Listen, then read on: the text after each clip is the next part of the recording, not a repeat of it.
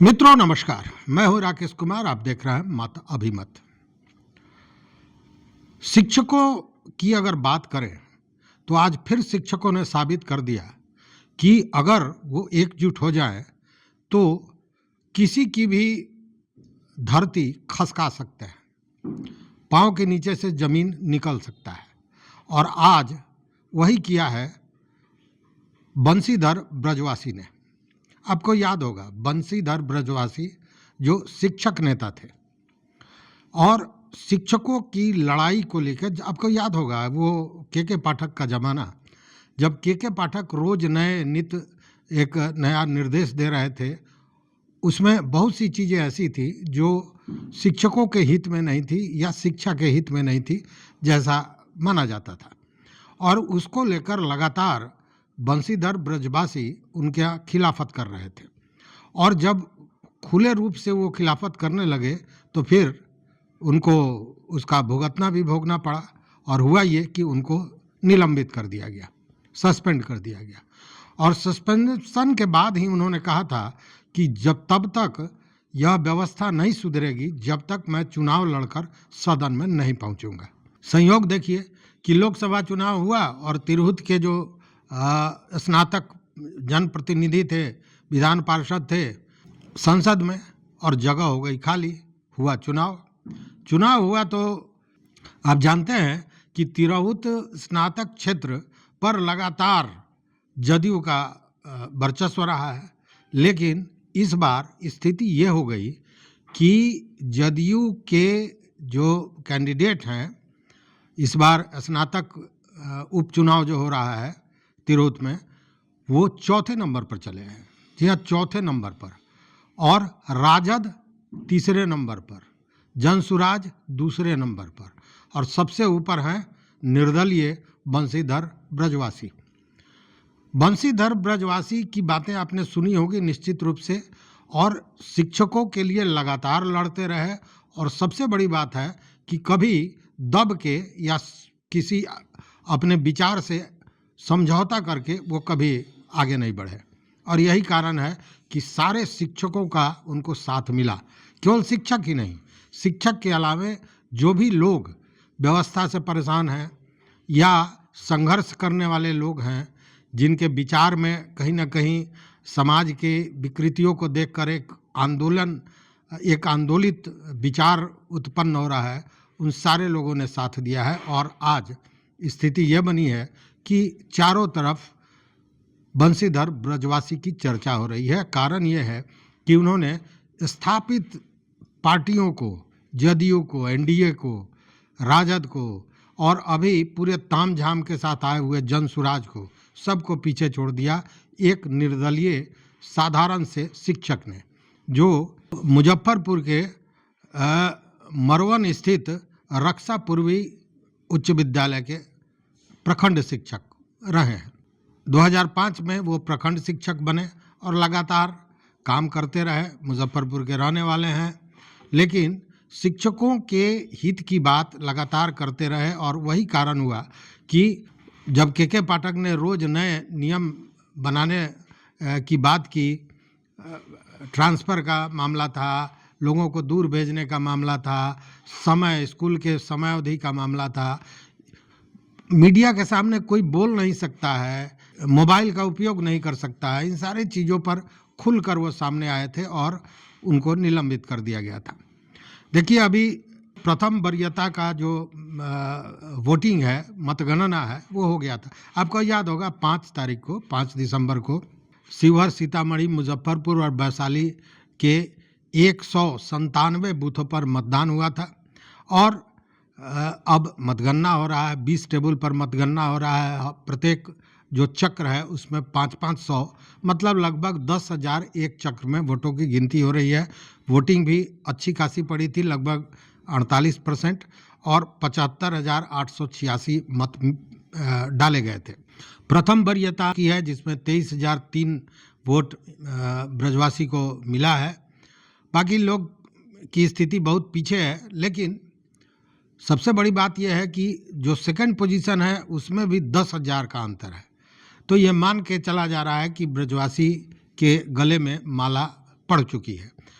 इस संदर्भ में ब्रजवासी से जब बात की गई, अभी तो मतगणना चल ही रहा है, लेकिन जब बात की गई तो उन्होंने क्या कहा यह सुनिए। चूंकि उन्होंने सीधा चैलेंज कर दिया नीतीश सरकार को, और नीतीश सरकार को कह दिया कि डोमिसाइल नीति वो लागू कराएंगे हर हाल में। चूँकि सुशासन बाबू जो है वो जो नौकरी पेशा व्यक्ति है उसी को पुनः नियुक्ति पत्र देकर लोगों को झांसा दे रहे हैं, और बिहार के बेरोजगार हैं, जो युवा हैं बेरोजगार हैं, पढ़े लिखे हैं बेरोजगार हैं, दर दर भटक रहे हैं, दूसरे राज्यों में जा रहे हैं, और यहाँ पर डोमिसाइल नीति लगाकर राजस्थान और केरल और तमाम जगह से लोगों को नौकरी दी जा रही है। यह अन्याय है और इसे बर्दाश्त नहीं किया जाएगा। वो डोमिसाइल नीति हर हाल में लागू करेंगे। उन्होंने यह भी कहा जो स्नातक है उसके साथ यूनिवर्सिटी भी प्रतिष्ठा लगाती है, और यहाँ प्रतिष्ठा का मामला क्या है सो आप देख रहे हैं किस तरह नीतीश सरकार लोगों को बेवकूफ़, सुशासन बाबू की सरकार लोगों को प्रताड़ित कर रही है।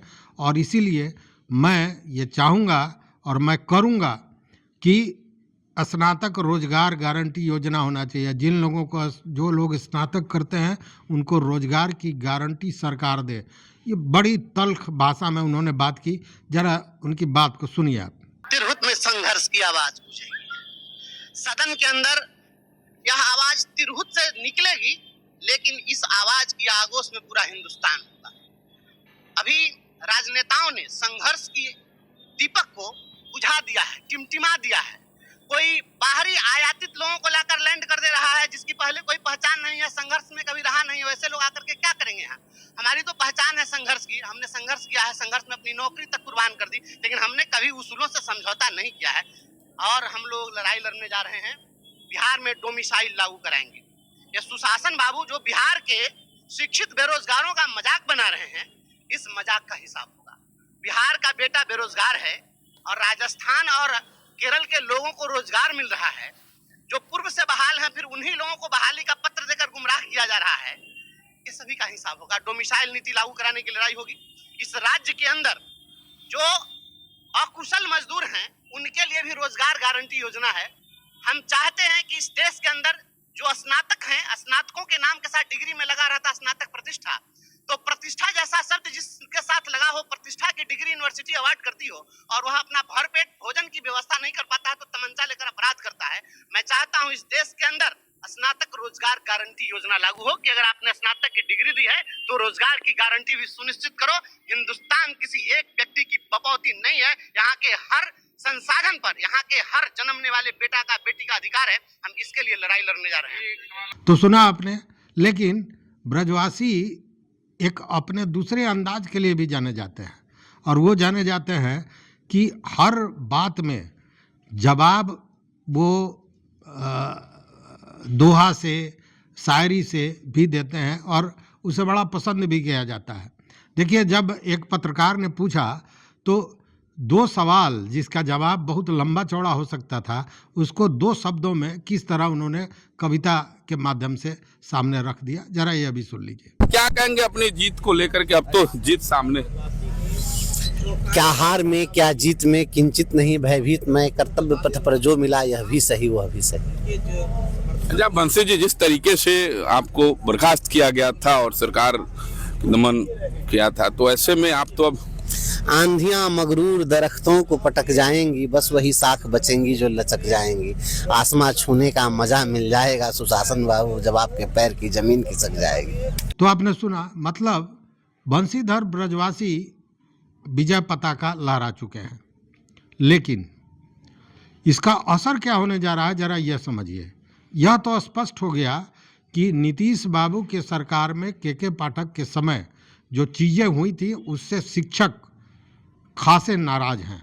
भले ही अभी जो उपचुनाव हुआ था विधानसभा का, उसमें ये कहा जा रहा था कि शिक्षक कहीं से नीतीश सरकार से रुष्ट नहीं है, लेकिन यह जो तिरहुत स्नातक विधान परिषद क्षेत्र में जो चुनाव हुआ, इसने स्पष्ट कर दिया कि उनसे नाराज है। और नाराजगी केवल उसी से नहीं है, राजद से भी नाराजगी है। क्योंकि शिक्षकों का उस समय देखिए, याद कीजिए, शिक्षकों का उस समय ये कहना था कि हमारे बात को लेकर विपक्ष भी खुलकर सामने नहीं आ रहा है, तो नाराजगी उधर भी थी। और युवाओं की बात करने वाले, रोजगार की बात करने वाले जनसुराज के जो प्रशांत किशोर हैं, वो बड़ा तामझाम के साथ आए थे। इसके पहले आपको याद होगा जो सारण निर्वाचन क्षेत्र था, उसमें उनके विधान पार्षद जीते भी थे, वो भी शिक्षक रहे हैं पूर्व में, वो जीते थे। लेकिन उन्होंने भी जिस आक्रोश के साथ, जिस दबंगता के साथ, जिस दबंगता का मतलब यहाँ बाहुबली वाली नहीं है, दबंगता मतलब जिस जोश के साथ आवाज़ उठानी चाहिए थी शिक्षकों के लिए सदन में, उन्होंने नहीं उठाया, जबकि वो शिक्षक निर्वाचन क्षेत्र से आते हैं। और ये कारण है कि उनसे भी लोग कहीं ना कहीं रुष्ट रहे। और चूंकि ब्रजवासी लगातार उठाते रहो, और साथ में चूंकि ऐसी आवाज़ को उठाने के लिए उनकी नौकरी चली गई, तो यह निश्चित रूप से लोगों को लगा कि हाँ साहब, यह जो युवा है यह निश्चित रूप से हमारी चीज़ों को, हमारी बातों को ऊपर ले जाएगा, उठाएगा।